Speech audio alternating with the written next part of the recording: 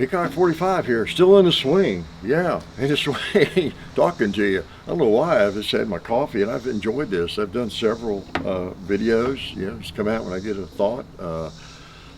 My wife's out of town for the day. I'll be going to join her tomorrow, and I just got the place to myself, got kind of caught up on some things, and I'm going to go set the tripod up and talk to these goofy people that listen to me, both of them, right? On the Talks channel. Anyway, I had an idea, and I made notes on this one. It occurs to me how different I am than a lot of people. Newsflash, huh?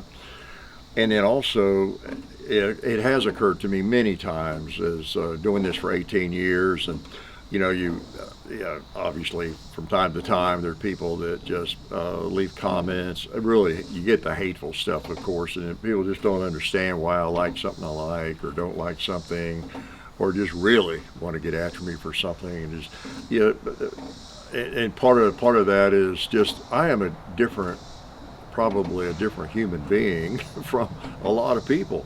So I don't really incur a lot of controversy, of course. I mean, we just kind of do what we do and enjoy our guns, but still, I express opinions about things, and so this is kind of to help you if you wonder why I am so weird and how I might come to a conclusion I come to, or why I talk about things I talk about, or why I think I might know something, or why it might be worth sharing, that I think it's worth sharing with you, or whatever. And I do talk too much, especially in these talks videos. I get an idea or a topic, and I really get off topic and wander around. I realize that.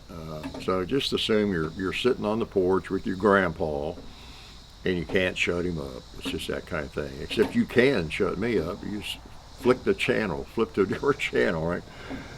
But anyway, so yeah, I might just title "Why I Ain't Like You." Yeah, why you don't understand me. That's kind of what it's about. Why I ain't like you. Because this does come to my mind how different my childhood was, my entire life. It has been different than most people, probably. Not dramatically, we're all semi-human, right? But I made a few notes that, like, this is me, this is my life, and of the things I kind of listed here, none of these may apply to you, and it's kind of a lesson in how we're all very, very different, and we need to remember that, I guess. I don't know. Of course, part of mine is because of my age, but still, I've had a kind of a weird life when I think about it. So, yeah, why I ain't like you. That would be maybe the title. It's tough. Why it's tough to understand some people or figure them out, why they are like they are. We all have totally different experiences. And just like I don't understand, can't really sympathize or understand really young people sometimes, things that they might say or the way they operate, it's just so foreign to me. I try not to judge them or think they're dumb because of that, but just very different, I noticed. Well, first of all, I was raised in the 50s. Yeah, born in 1950. See, that's probably says enough. It's like my dad. I wonder why he was different, why he was old school. Well, he was born in 1918. Yeah, I wonder why he was old school. But anyway, I was raised in the 50s, born in 50. I lived outside, basically. We were rarely in the house in Kentucky. There were no screens, nothing on TV during the day. Didn't have a TV until it was about 4 or 5, I guess. But there was nothing there. We were outside building tree houses, climbing trees. Oh, man, my buddies in the neighborhood and my cousin, we were always in a tree. We get way up high and just hang out up there and talk and blow in the wind. We spent a lot of time up in the trees. Monkeys that we were, right? We were always building a camp of some sort, or a tree house, throwing rocks, throwing dirt at stuff. How many kids today get in big trouble? Their mother or father looks out the window and they're throwing something. Oh, perish the thought. What a crime. I mean, like a rock they pick up or something, or dirt clod. Uh, it's got to be an official football, right, or baseball. Oh, shooting a BB gun. Grew up with BB guns from a very young age. Slingshots. Swimming in the pond when we were out in the country. Swimming in the mud, the pond, all that. Oh man, climbing around the barn. Always barns. My uncle's barn, my grandfather's barn, our barns. Just playing in the rafters. We'd play tag up in the rafters, and some of them were actually little logs. And it's a miracle we survived that. Up on a hot barn, wasp, and there'd be snakes up in there sometimes too. Shooting guns, as I got older all the time. Uh, it's just a different life. I remember school, in my high school, middle school too, I guess. And I'm not judging anything here. I'm just pointing out facts, how it was different. There was maybe one person in my high school, big high school too, that was overweight. Okay, for whatever that's worth. All the girls were cute and thin, right? Uh, so these are things. Just my experience was totally different from most people today. I was recruited to play college basketball, and that was a real experience because nobody in my family had any experience like that and weren't much help.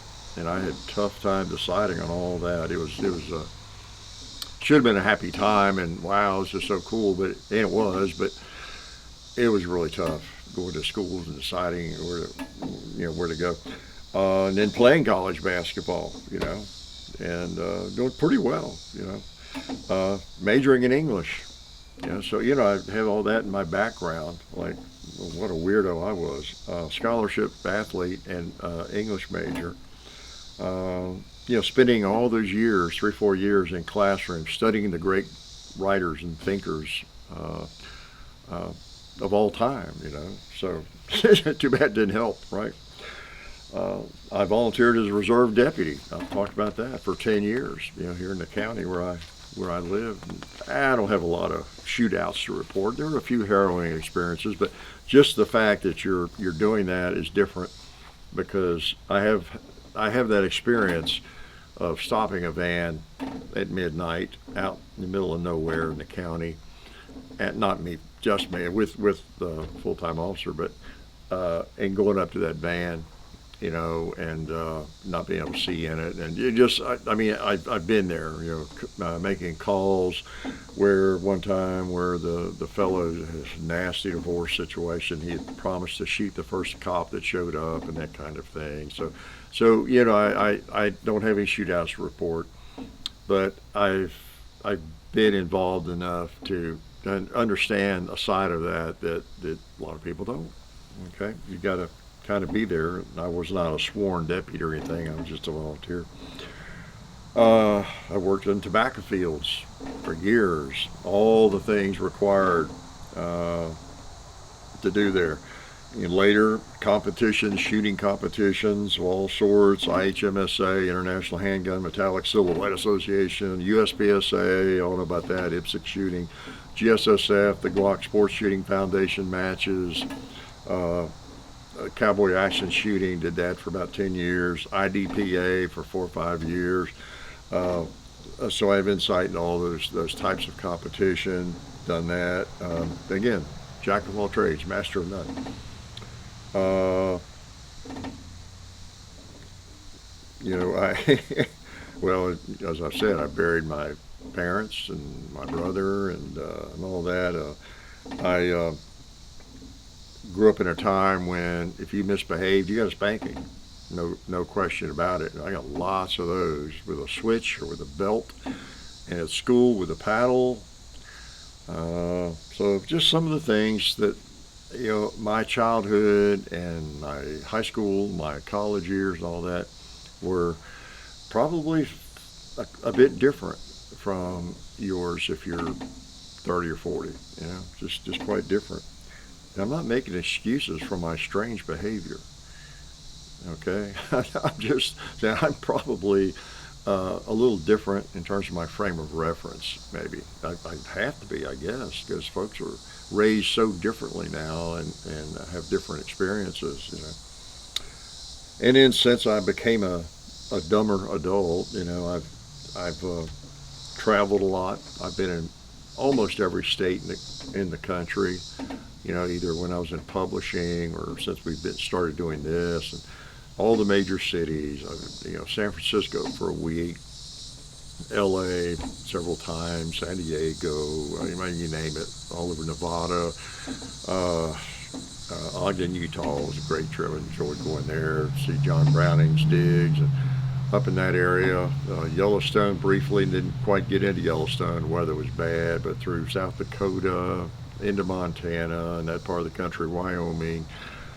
Most of the states, oh gosh, I don't know, I'm trying to make a list. I've been to Alcatraz, the Grand Canyon, Boston, Miami, Key West, Florida, New York City, Washington, D.C., Toledo, Chicago, Ogden, Canada, Mexico, all over Texas, New Mexico, Arizona, Utah, Wyoming, North South Carolina, Georgia, Alabama, Mississippi, Louisiana, Missouri, Nevada, and others I'm not thinking of probably, and many of those states quite a few times, and all the larger cities, and uh, so, and that's nothing all that astounding because anybody that's my age, or a lot of people my age, have had a lot of those experiences and have been to a lot of those places. But then again, there's people who don't get out much, don't get out much. And for me, is kind of a homebody.